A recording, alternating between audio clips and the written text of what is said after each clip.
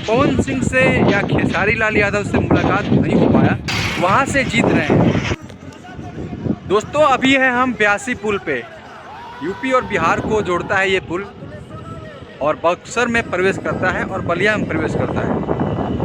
बता दूं कि पवन सिंह के न्यूज़ कवर करने या ब्लॉग बनाने के लिए गया था, और मेरी बाइक जो है थोड़ा सा दिक्कत आ गई थी रास्ते में और टाइम ज़्यादा लग गया। और पवन सिंह खेसारी लाल यादव वहाँ से निकल चुके थे, तो बड़ा दुख हुआ, क्योंकि बलिया मेरा जो गांव है नई बस्ती, वहाँ से लेके काराकट कम से कम 102 किलोमीटर है, 100 किलोमीटर का।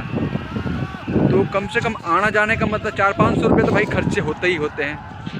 तो मेरे 500 रुपये खर्चे हो गए, 400 रुपया तेल और 100 रुपया रास्ते में कोल्ड ड्रिंक समोसे कुछ नाश्ता पानी। तो पवन सिंह से या खेसारी लाल यादव से मुलाकात नहीं हो पाया।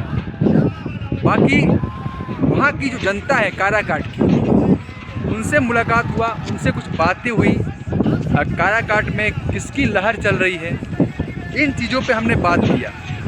और काराकाट में पता चला कि पवन सिंह भारी मतों से जीत रहे हैं।